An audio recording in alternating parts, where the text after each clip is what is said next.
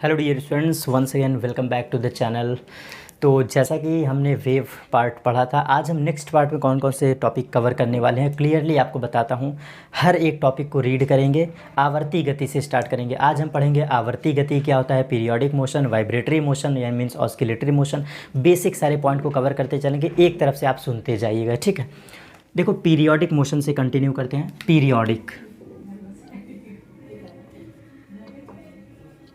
Periodic motion, जिसे हिंदी में कहते हैं आवर्ती गति।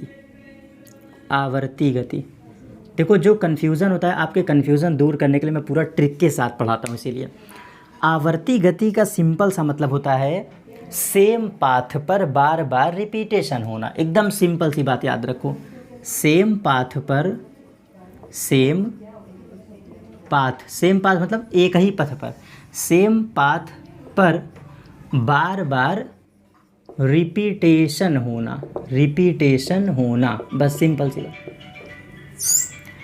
ऐसा कोई भी मोशन जो कि बार बार रिपीट हो आफ्टर सेम पीरियड बाद। चलो देखो एक बार अब इसको समझते हैं अच्छे से।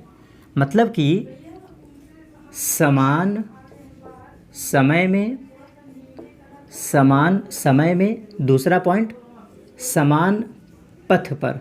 समान समय में समान पथ पर गति का बार बार दोहराना, मतलब गति का दोहरना या दोहराना, ये कहलाता है आवर्ती गति। भाई बहुत बारीकी समझना, एकदम सिंपल सी बात समझो। अगर मैं ऐसे अपना हाथ लेके गोल गोल घूमने लगूं, आपके सामने गोल गोल घूमने लगूं, मैं क्या कर रहा हूँ, बार बार मोशन रिपीट कर रहा हूँ। एग्जाम्पल के साथ समझना, एक ही पथ पर ऐसी कोई भी गति जो एक ही पथ पर बार बार रिपीट हो। एग्जाम्पल, चलो बहुत बेहतरीन एग्जाम्पल, पृथ्वी के चारों तरफ चंद्रमा घूमता है। पृथ्वी के चारों तरफ चंद्रमा घूमता है, यहाँ पे लिख देते हैं मून। चंद्रमा घूमता है, एक बार खुद सोच के देखो, चंद्रमा रोज रोज रिपीट करता होगा कि नहीं पाथ, मतलब रोज रोज मीन्स रोज चक्कर काटता है, आवर्ती गति, ठीक है। अगर हम एक पत्थर लें, पत्थर ये हमने बांधा कंकड़ या कण, और इसको हम सर्कुलर पाथ पे हाथ से पकड़ के नचाएं, सर्कुलर पाथ पे नचाएं, आप बार बार देखोगे इसके जस्ट बाद पाथ पे रिपीट होगा कि नहीं। सिंपल सी बात है, ऐसा कोई भी गति जो बार बार रिपीट हो, समान समय में समान पथ पर बार बार दोहराने वाली गति आवर्ती गति। Same time period, same path and repetition of motion.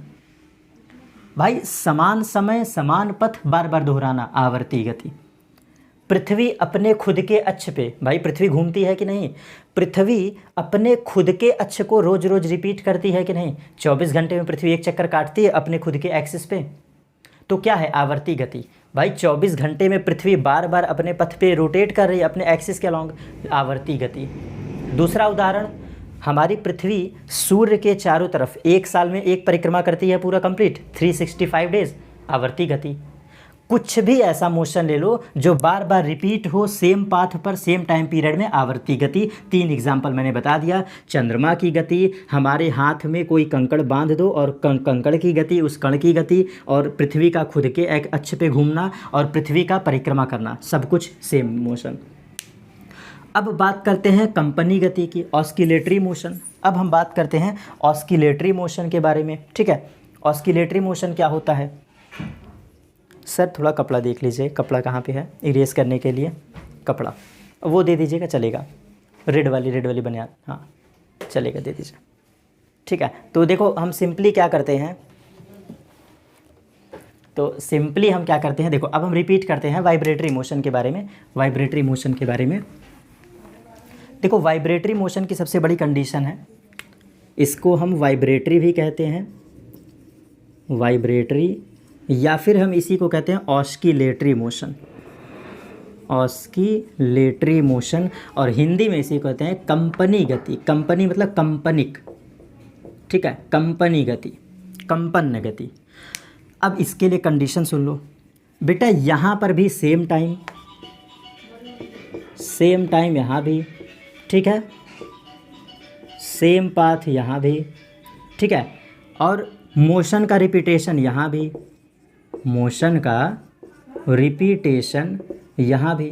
Last case याद रखना, ये vibratory motion with respect to mean position होता है, ये सबसे बड़ी कंडीशन है।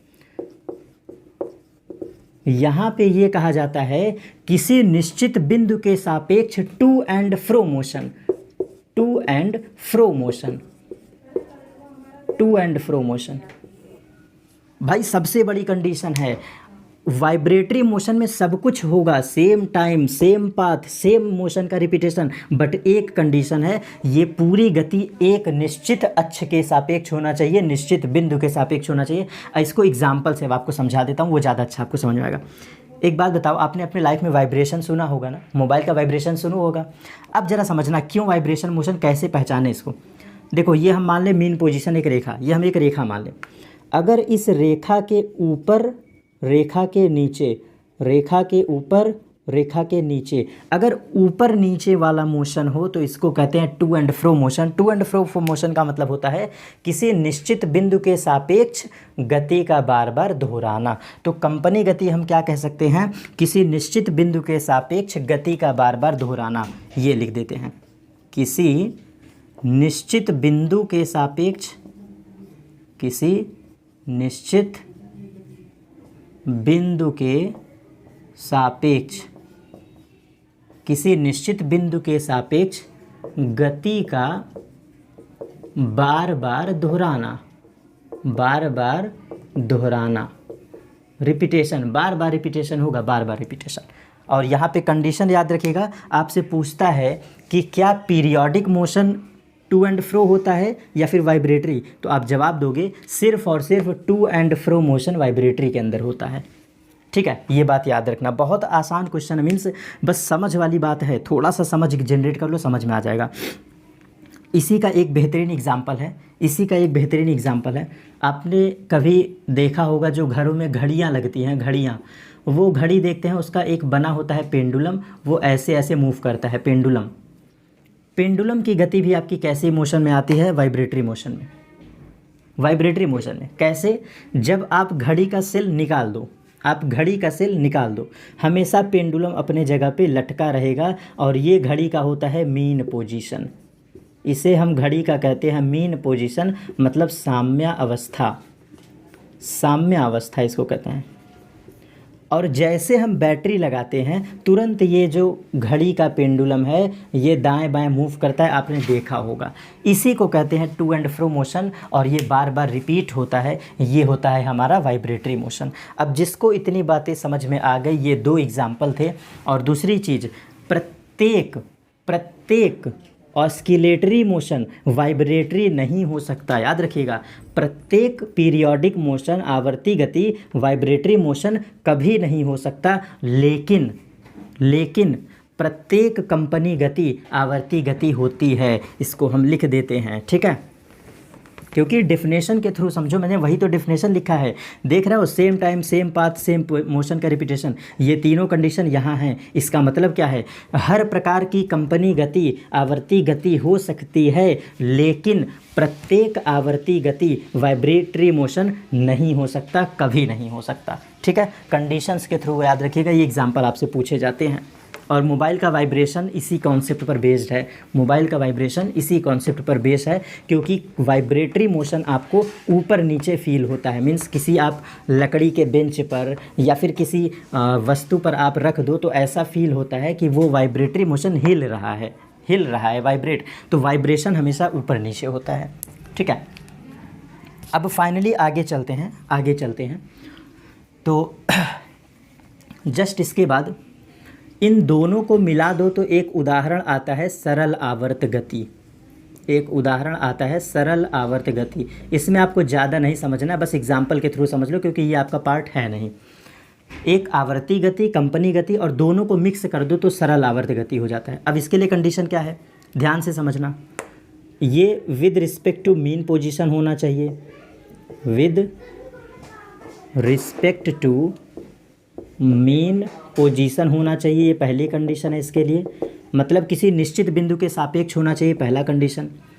दूसरा कंडीशन, वाइब्रेटरी तो मस्ट है, सरल आवर्त गति के लिए वाइब्रेटरी मस्ट है, वाइब्रेटरी मोशन मस्ट है। क्योंकि वाइब्रेटरी हो गया तो आवर्ती वो ऑलरेडी हो गया। मैं 2 बार लिखने की आवश्यकता नहीं है कि यहाँ पे हम ये भी लिखें और क्या पीरियोडिक मोशन। वाइब्रेटरी लिख दिए तो इसके अंदर कंसिस्ट है पीरियोडिक, ठीक है, मतलब कि पीरियोडिक मोशन तो है ही है वो, ठीक है ना, ये तो है ही है।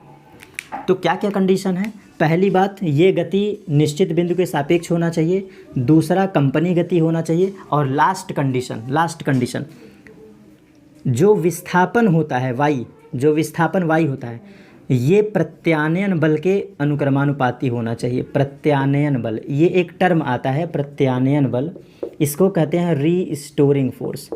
रीस्टोरिंग फोर्स मस्ट कंडीशन है। ऐसा कोई भी गति जहाँ पर उस वस्तु का जो विस्थापन है, विस्थापन डिस्प्लेसमेंट, विस्थापन अनुक्रमानुपाती होना चाहिए प्रत्यानयन बल के। अगर ऐसा हो रहा है तो वहाँ पे हम कहेंगे ये मोशन कैसा है, सरल आवर्त गति है। अब रीस्टोरिंग फोर्स सुन लिए तो आप कहोगे सर ये तो आप समझाए नहीं, तो कैसे इसको समझें? चलो ध्यान से समझ लो इस चीज़ को। ये 3 कंडीशन एसएचएम के लिए है, याद रख लेना, यहाँ से क्वेश्चन पूछे जाते हैं। और ये जो मैंने वाई लिखा है, दिस इज विस्थापन, दिस इज डिस्प्लेसमेंट। ऐसा कोई भी गति जहाँ पर वो कण जो कि एसएचएम कर रहा है, ध्यान से समझना, ये जो सरल आवर्त गति कह रहे हैं, यहाँ पे जो भी कण आप लोगे, अगर वो एसएचएम कर रहा है तो उस कण का विस्थापन किसके अनुक्रमानुपाती होना चाहिए? प्रत्यानयन बल के। ये बात याद रखना। और प्रत्यानयन बल क्या होता है, रिमेंबर रखो, एकदम सिंपल सी बात। स्प्रिंग जानते हो आप लोग, स्प्रिंग, वहीं से समझ लो। प्रत्यानयन बल की स्पेलिंग है रीस्टोरिंग फोर्स। रीस्टोरिंग फोर्स, इसको कैसे समझे?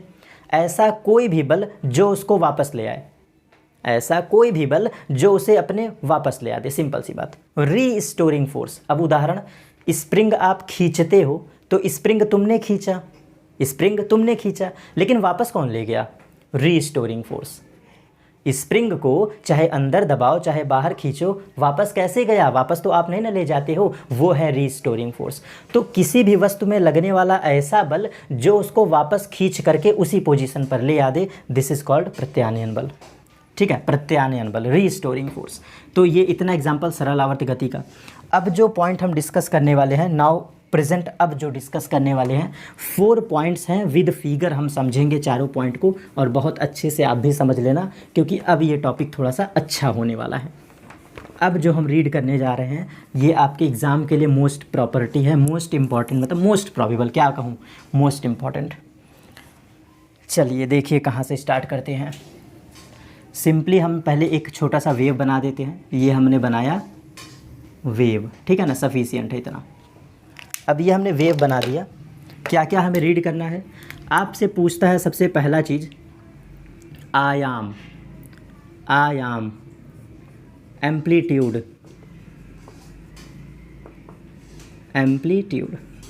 ठीक है ना। इसको एक शॉर्ट में याद रखिए, कण का अधिकतम विस्थापन आयाम कहलाता है। कण का अधिकतम विस्थापन, बस बहुत सफिशिएंट है, पूरा लैंग्वेज 2 शब्दों में पूरी परिभाषा खत्म।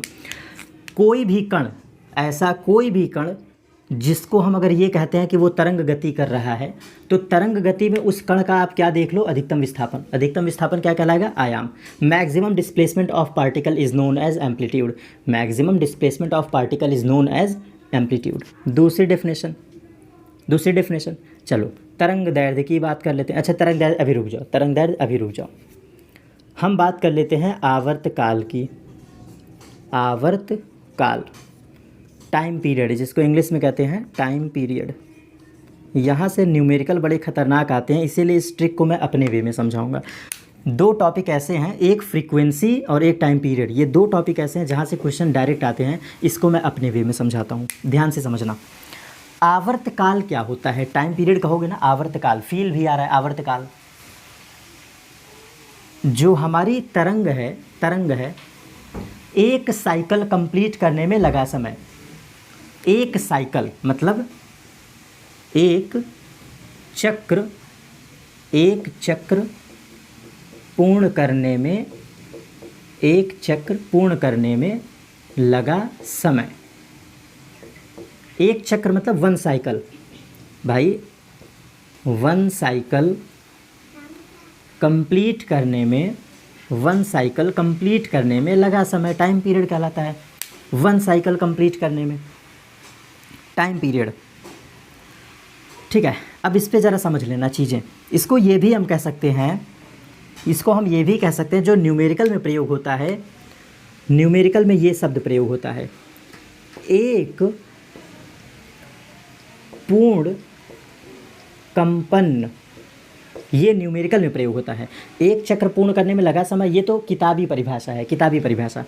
एक पूर्ण कंपन करने में, एक पूर्ण कंपन करने में लगा समय, लगा समय। कोई भी ऐसा पार्टिकल जो कि वाइब्रेटरी मोशन कर रहा है, तो एक पूर्ण कंपन, अब इसको फील कर लेते हैं। जैसे कि ये हमने तरंग बनाया है, तो पूर्ण कंपन का मतलब होता है ये है कण हमारा कोई, ये है हमारा कोई कण, तो एक बार ऊपर जाना, एक बार नीचे आना, अगेंस्ट नीचे आना एंड फाइनली ऊपर आना, दिस इज़ कॉल्ड वन पूर्ण कंपन। ये एक पूर्ण कंपन होता है भाई। पार्टिकल का ऊपर जाना, फिर नीचे आना, अगेन नीचे आना, फिर ऊपर आना, दिस इज़ कॉल्ड एक कंपन, दिस इज़ कॉल्ड एक कंपन। तो न्यूमेरिकल में प्रयोग होता है एक पूर्ण कंपन करने में लगा समय इतना है, सवाल में लिख देता है, तो आप समझ नहीं पाते हो क्या दिया है, वो दिया है टाइम पीरियड। एक कंपन पूरा करने में लगा समय आवर्तकाल कहलाता है। किसी भी तरंग के, अब पूरी परिभाषा सुन लो, किसी भी तरंग के एक कंपन पूर्ण करने में लगा समय कहलाता है टाइम पीरियड। ठीक है, अब तीसरा चलते हैं आवृत्ति। अब आवृत्ति पे चलते हैं, फ्रीक्वेंसी। आवृत्ति, आवृत्ति, फ्रीक्वेंसी। फ्रीक्वेंसी क्या होता है? एक सेकंड में किए गए कुल कंपनों की संख्या, बस याद रखो, एक सेकंड में, एक सेकंड में किए गए कुल कंपनों की संख्या, कुल कंपनों की संख्या, कंपनों की संख्या, total number of vibrations in 1 second, total number of vibrations, total number of vibrations in 1 second is known as frequency of a particle या फ्रीक्वेंसी ऑफ अ वेव। भाई एक सेकेंड में कण ने कितने कंपन किए, हर एक चीज़ों को फील करो यार, बहुत ज़बरदस्त है। एक सेकंड में बॉडी कितना ऊपर नीचे गई भाई, कण है कण, एक सेकंड में कितना ऊपर नीचे गया, एक सेकंड में, दिस इज़ नोन एज आवृत्ति, दिस इज़ नोन एज आवृत्ति। अब हम बात करते हैं तरंग दैर्ध्य की, अब हम बात करते हैं तरंग दैर्ध्य, तो ये आपको समझना होगा। तरंग दैर्ध्य, तरंग दैर्ध्य, वेवलेंथ, वेवलेंथ। तो वेवलेंथ होता है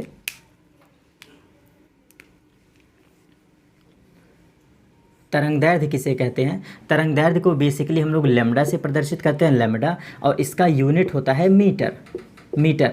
लेकिन आपसे परिभाषा ऑलरेडी हम पढ़ चुके हैं, दो श्रृंगों के बीच की दूरी तरंग दैर्ध्य, दो संपीड़न के बीच की दूरी तरंग दैर्ध्य।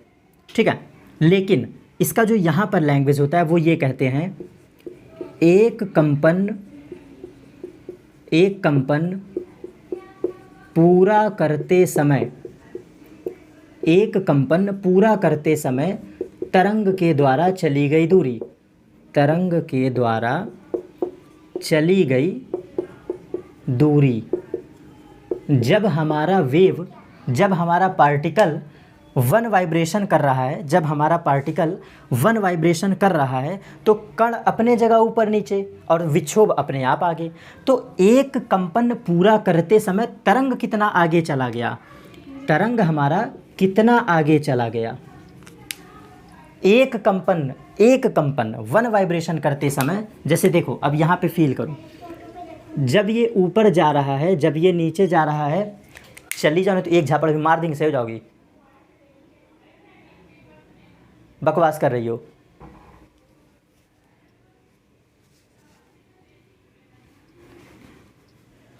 चलिए हम समझते हैं यहाँ से।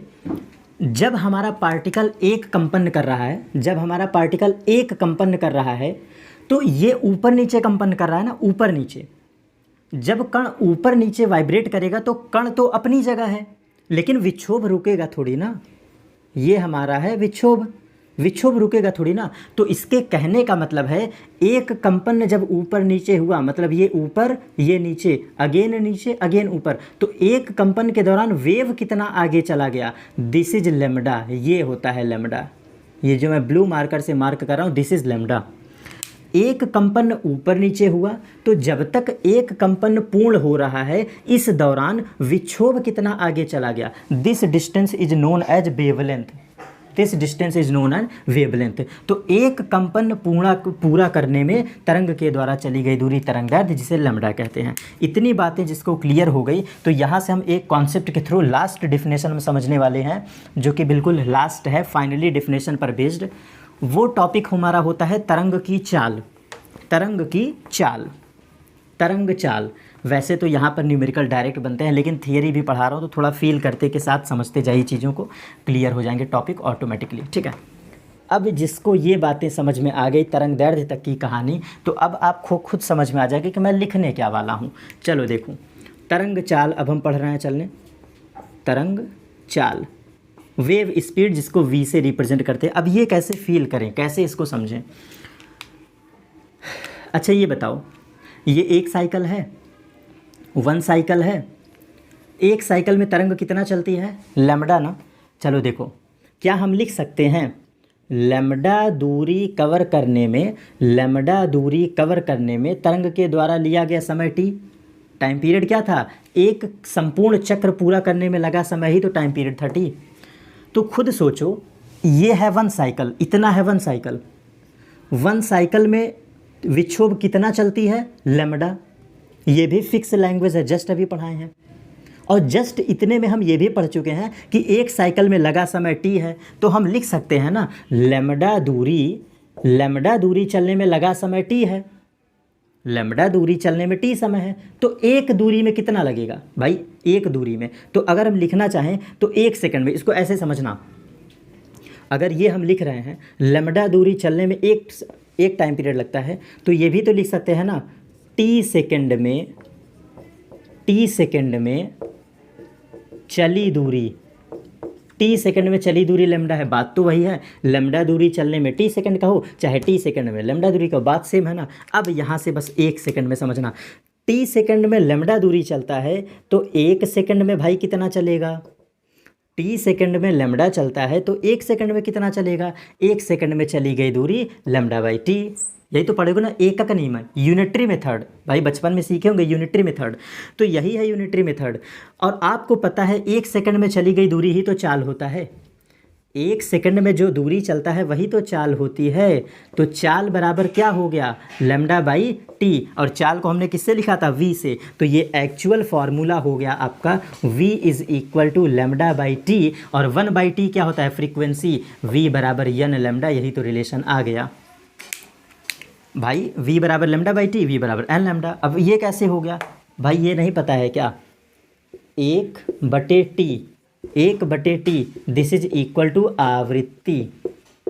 याद रख लीजिए इस बात को, आवर्तकाल का उल्टा आवृत्ति होती है, आवर्तकाल का उल्टा आवृत्ति। और आवृत्ति को n से रिप्रेजेंट करते हैं, तो मैंने इसे जनरली मतलब इसको प्रूव कर दिया।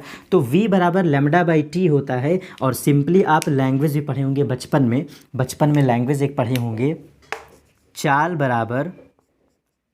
बराबर दूरी बटे समय, बचपन में पढ़े होंगे। तो चाल की परिभाषा क्या देते थे, एक सेकंड में चली गई दूरी चाल। रिपीट, एक सेकंड में चली गई दूरी चाल। तो वही चीज़ तो हमने किया है, एक सेकंड में चली गई दूरी चाल, एक सेकंड में चली गई दूरी चाल। तो वही तो मैंने लिखा है, v बराबर लैम्डा बाई टी, v बराबर n लैम्डा, सेम चीज़ें, ठीक है। इतनी बातें क्लियर हो गई। तो अब यहाँ से आपको ये सारे बेसिक डेफिनेशंस कवर हो गए। अब जो बताने जा रहा हूँ, न्यूमेरिकल फैक्ट बताने जा रहा हूँ, न्यूमेरिकल फैक्ट। तो न्यूमेरिकल फैक्ट नंबर पहला, ये फर्स्ट टैग है आपका, आवृत्ति आवर्तकाल उल्टा होते हैं हमेशा। याद रखिएगा, यहाँ से क्वेश्चन बनता है। आवृत्ति और आवर्तकाल एक दूसरे के उल्टा होते हैं, तो न्यूमेरिकल कैसे लगेगा? n1/n2 is equal to T2/T1। आपसे कहेगा कोई दो कण है, उसकी आवृत्ति ये है, आवृत्ति ये है, एक का टाइम पीरियड ये है, चौथे का पूछ लेगा। न्यूमेरिकल फैक्ट नंबर फर्स्ट, ठीक है। दूसरा फैक्ट, वेलोसिटी का लैम्डा के साथ सीधा रिलेशन है। वेलोसिटी का लैम्डा के साथ सीधा रिलेशन, आप कह सकते हो velocity is directly proportional to wavelength. जो तरंग की चाल होती है वो तरंग दैर्ध्य के अनुक्रमानुपाती होता है, ये रिलेशन है। न्यूमेरिकल आपके हूबहू एज इट इज़ यही पूछा है। तो v1/v2 इज इक्वल टू λ1/λ2। यहाँ से क्वेश्चन पूछा है, ठीक है। और थर्ड फैक्ट, तरंग दैर्ध्य और आवृत्ति में क्या रिलेशन होता है, यहाँ से पूछा है। तो तरंग दैर्ध्य और आवृत्ति में उल्टा रिलेशन होता है, यहाँ के क्वेश्चन ऐसे लगते हैं, λ1/λ2 इज इक्वल टू n2/n1। ये यहाँ से फैक्ट नंबर थर्ड। ये तीनों फैक्ट हैं बेटा एज इट इज़, यहाँ से न्यूमेरिकल। और पता है ये मैं क्यों लास्ट में बता रहा हूँ? सारे फार्मूले का खेल है, फार्मूले से इसलिए कोरिलेट कर रहा हूँ। आवृत्ति की परिभाषा पढ़ते हो तो क्या पढ़ते हो? समय का उल्टा। तो आवर्तकाल का उल्टा आवृत्ति होता है। लैंग्वेज पूछता है आपसे, क्या पूछेगा? कहेगा आवृत्ति किसके व्युत्क्रमानुपाती होता है? तो आवृत्ति जो होती है वो आवर्तकाल का व्युत्क्रमानुपाती होता है, फैक्ट नंबर फर्स्ट। और यहाँ के न्यूमेरिकल कैसे लगेंगे? n1/n2 is equal to T2/T1। यहाँ n1 n2 क्या है? आवृत्तियाँ, ठीक, क्लियर। दूसरा फैक्ट पूछता है तरंग की चाल तरंग दैर्ध्य पे कैसे निर्भर करती है? तरंग की चाल तरंग दैर्ध्य पर कैसे निर्भर करती है? आप बोलोगे अनुक्रमानुपाती, डायरेक्टली प्रोपोर्शनल। तो v1/v2 इज इक्वल टू λ1/λ2, यहाँ से न्यूमेरिकल। तीसरा फैक्ट, तरंग दैर्ध्य और आवृत्ति में क्या संबंध होता है? तो तरंग दैर्ध्य का आवृत्ति के साथ उल्टा रिलेशन होता है, व्युत्क्रमानुपाती। यहाँ से बोलोगे λ1/λ2 इज इक्वल टू n2/n1। ये सारे इतने मेजर फैक्ट थे जो सारे हमारे कंप्लीट हो गए, सारे लैंग्वेज के साथ, ठीक है। ये इतनी बातें थी आपकी बेसिकली सिंपल किससे रिलेटेड, जो छोटे छोटे फैक्ट इससे रिलेशन था। जैसा कि ये तरंग तो हमारा यहाँ पे कंप्लीट हो गया, तरंग तो पूरा कंप्लीट हो गया। अब ध्वनि तरंगे बच गया है ना। आप कहोगे सर ध्वनि तरंगे बच गई। देखो ध्वनि तरंगों में आपको क्या क्या पढ़ना है तुरंत बता देता हूँ, जो आपके लिए मोस्ट इम्पॉर्टेंट है। भाई ध्वनि तरंगों में आपको सिर्फ छोटी छोटी बातें समझना है और उसमें घबराना नहीं। देखो मैक्सिमम 10 मिनट के अंदर पूरी ध्वनि कैसे कवर करते हैं, केवल 10 मिनट से भी कम में। चलो देखो, ध्वनि तरंगों के बारे में आपको जानना है तो ध्वनि तरंगे जो हमारी होती हैं, अनुदैर्ध्य तरंगे, बहुत बार हमने बताया है अनुदैर्ध्य तरंगे, अनुदैर्ध्य तरंगे होती हैं। ध्वनि तरंगों को चलने के लिए माध्यम की आवश्यकता होती है, माध्यम की आवश्यकता होती है, मतलब मीडियम यहाँ चाहिए होता है। अब फाइनली समझना, ये बेसिक है। आपसे कहता है कि अगर हम सूखे एयर की बात करें, सूखा एयर मतलब शुष्क हवा, शुष्क हवा, ये अब यहाँ से फैक्ट शुरू हो गए जहाँ से क्वेश्चन पूछता है। शुष्क हवा मतलब इसको हम कहते हैं hot air, hot air, hot air. अगर शुष्क हवा है, बिल्कुल सूखी हुई एयर है, तो यहाँ पर जो ध्वनि होती है ना थोड़ा धीरे चलेगा। जब एकदम खड़ी गर्मी होती है, मीन्स मई जून का महीना जिसको बहुत खड़ी गर्मी कहते हो, तो वहाँ एयर हमारी शुष्क होती है। तो शुष्क हवा में जो ध्वनि की चाल होती है वो कम होती है, ध्वनि की चाल कम होती है, ये फैक्ट है। दूसरा, अब हम बात करते हैं थोड़ा सा ह्यूमिड एयर, नम वायु, नम वायु, ह्यूमिड एयर, ह्यूमिडिटी की बात कर रहा हूँ, ह्यूमिड एयर, सेम कॉन्सेप्ट है भाई ह्यूमिडिटी का। ये सब फैक्ट पता है क्लास 11th में जब आप डील करोगे इंटर में तो बहुत डीप में ये सब प्रूविंग है, बट आपसे फैक्ट ही पूछता है। तो ह्यूमिड एयर का मतलब होता है जहाँ पर कणों में पानी हो। भाई ह्यूमिड एयर का मतलब क्या होता है? कणों में जलवाष्प की मात्रा हो, भाई अगर कण में जलवाष्प की मात्रा है तो ये कहलाएगा आपका क्या, ह्यूमिड एयर। ह्यूमिडिटी यही होता है, ह्यूमिडिटी की लैंग्वेज ही यही है, ह्यूमिडिटी, या इसी को ह्यूमिड एयर कहोगे। तो अब कॉन्सेप्ट समझना, आप इसको रियल लाइफ में फील करते हो। जब कभी वर्षा हो, जब वर्षा हो तो वर्षा के जस्ट बाद आप चिल्लाओ तो आपकी आवाज़ बहुत दूर तक जाती है। आप इसको रियल लाइफ में फील किए कभी, अब अभी तक नहीं पढ़े थे तो अब इसको सोचना। अब की बार जो बारिश होगी, आप याद रखे रहना कि फिजिक्स वाले सर पढ़ाए थे बात, जैसे बारिश हो छत पे निकलना और चिल्लाना, आवाज़ बहुत दूर तक जाएगी। इसका मतलब क्या है, दरअसल कॉन्सेप्ट कहता है ह्यूमिड एयर में वेलोसिटी ऑफ साउंड मैक्स होती है। ह्यूमिड एयर में वेलोसिटी ऑफ साउंड, ध्वनि की चाल मैक्स होती है बेटा, बहुत ही ज़्यादा होती है, मैक्स। इसीलिए कहा जाता है कि नम वायु में आवाज़ बहुत तेज चलती है। Fact number second. Third fact, यहाँ तक सारी बातें क्लियर हो गई एग्जाम्पल के साथ। अब आपसे कहता है घनत्व पे क्या होगा, घनत्व से रिलेटेड, डेंसिटी की बात करता है। तो जो ध्वनि तरंगे होती हैं, ध्वनि तरंगे ये घनत्व के साथ उल्टा रिलेशन रखती है। उल्टा मतलब कैसे, ये जो वेव स्पीड है this is inversely proportional to the density, ये बात याद रखिएगा। जितना डेंस पार्टिकल होगा ना, डेंस पार्टिकल जितना डेंस होगा, पहले पूरी चीज़ों को समझ लो। घनत्व के साथ संबंध क्या होता है, तो v का मतलब तरंग चाल, और तरंग के चाल की घनत्व के साथ उल्टा रिलेशन होता है, उल्टा रिलेशन। ठीक, अब ये रिलेशन के थ्रू आपको क्या समझना है, समझाता हूँ, फील करना रियल लाइफ में। एयर पार्टिकल के डेंसिटी दूर दूर होते हैं। भाई डेंसिटी का मतलब क्या है, पार्टिकल मोर क्लोजर तो डेंस कहोगे, पार्टिकल दूर दूर हैं तो आप रेयरर मीडियम कहोगे, विरल माध्यम। जब आप पानी में चिल्लाते हो, पानी के अंदर चिल्लाते हो तो पानी के पार्टिकल डेंस होते हैं, इसीलिए बाहर बैठा आदमी नहीं सुन पाता है। पानी के पार्टिकल डेंस होते हैं इसीलिए बाहर बैठा आदमी आपकी आवाज़ नहीं सुन पाता है। लेकिन अगर आप वायु में चिल्लाओ तो वायु में चिल्लाने पे आपकी आवाज़ आदमी सुन लेगा। तो वजह क्या थी, डेंसिटी ऑफ वाटर, पानी के कण बहुत डेंस थे तो घनत्व ज़्यादा, वेलोसिटी कम, इसीलिए बाहरी पर्सन नहीं सुन पाया। और फैक्ट नंबर सेकंड, अगर हम वायु में चिल्लाते हैं तो वायु में चिल्लाने पे एयर के पार्टिकल दूर दूर, डेंसिटी कम, वेलोसिटी ज़्यादा, इसलिए वो सुन लिया। इतनी बातें क्लियर। ये फैक्ट आपके रिलेटेड थे ध्वनि तरंगों से। अब जो आपको एकदम फैक्चुअल डाटा पढ़ा रहा हूँ, ये फैक्चुअल डाटा आपको रिमेंबर रखना है भाई, इससे बिना काम आपका नहीं चलने वाला है। तो हमें डील करना है, ध्वनि तरंगें 3 प्रकार की होती हैं, ये एकदम फैक्चुअल डाटा है। चलो अब इसको डाटा के साथ पढ़ लेते हैं, बेसिक लैंग्वेज है।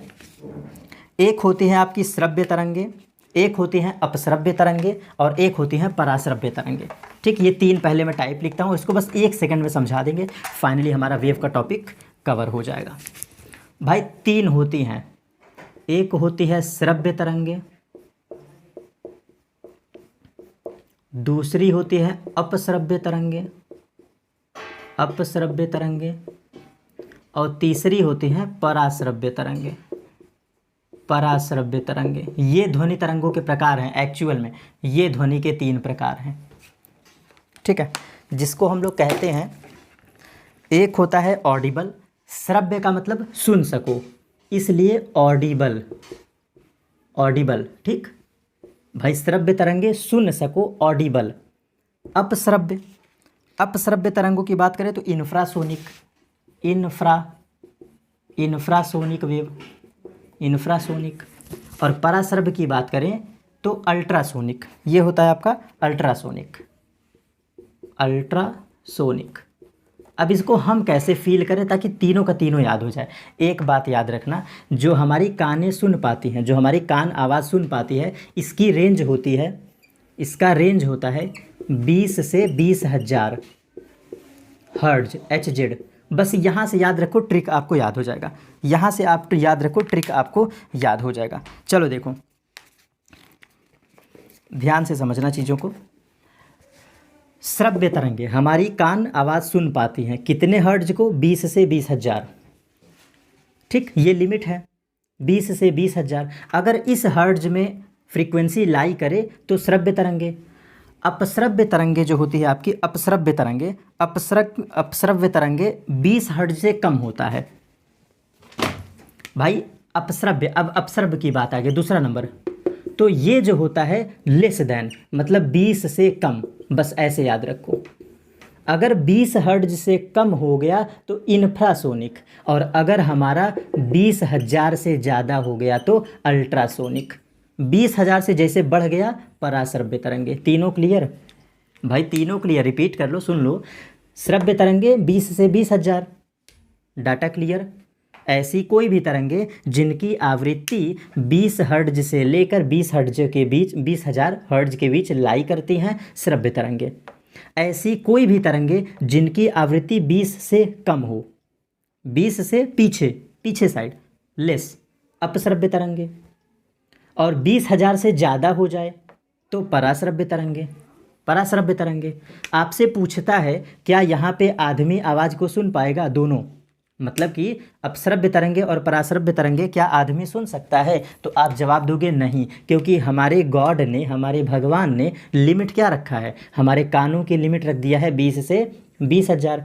तो इससे कम होगे तो भी नहीं सुन पाओगे, और इससे ज़्यादा होगे तो भी नहीं सुन पाओगे। तो अपश्रव्य तरंगे ह्यूमन नहीं सुन सकता, पराश्रव्य तरंगे ह्यूमन नहीं सुन सकता। ये जानवर पक्षी लोग सुनते हैं, अब कौन से ये मत पूछना, ठीक। एक आध का मुझे पता है, जैसे चमगादड़ हमारा 20,000 से भी ज़्यादा सुनता है, चमगादड़ हमारा 20,000 से भी ज़्यादा सुनता है, तो वो अलग भाई, वो जानवर में आते हैं। तो एग्जैक्ट मैं कह दे रहा हूँ, ये श्रव्य हम हैं, ये हम मानव हैं, ये आदमी हैं, बाकी सब जानवर सुनते हैं, ठीक। तो तरंग का आज हमारे कंप्लीट लेक्चर समाप्त, मीन्स एकदम कंप्लीटली ये यूनिट ख़त्म। सारे टॉपिक मैंने कवर किया है। बस आपसे एक छोटी सी रिक्वेस्ट है भाई, मन से पढ़ लेना। सिर्फ़ और सिर्फ मेरा आज का जो टॉपिक है, आज का जो वीडियो लेक्चर है, मन से 2 बार सुन लेना। मैं चैलेंज कर रहा हूँ बेटा, इससे बाहर कभी आज तक क्वेश्चन नहीं आया है। पिछले 4 साल का रिकॉर्ड है, पढ़ा रहा हूँ, और एज इट इज़ हर बार यही पढ़ाता हूँ। थोड़ा सा चेंजेस भी करता हूँ, तो थोड़ा मोड़ा चेंज भी किया हूँ आज के वीडियो लेक्चर में, लेकिन सवाल आपके पूरे सॉल्व होंगे, ये मेरी गारंटी है। बस रिक्वेस्ट जितनी, आपको मन से पढ़ना है, रिपीट करना है, ठीक है। इसके बाद भी प्रॉब्लम होती है तो ऑलरेडी डिस्क्रिप्शन बॉक्स में मीन्स सर के नंबर पर मैसेज करके in the form of PDF आप सवाल भेज सकते हैं, उसका सोल्यूशन मैं आपको दे दूँगा, मतलब बहुत जल्द प्रोवाइड करवा दूँगा। मिलते हैं डियर स्टूडेंट्स नेक्स्ट टॉपिक पर। Thank you.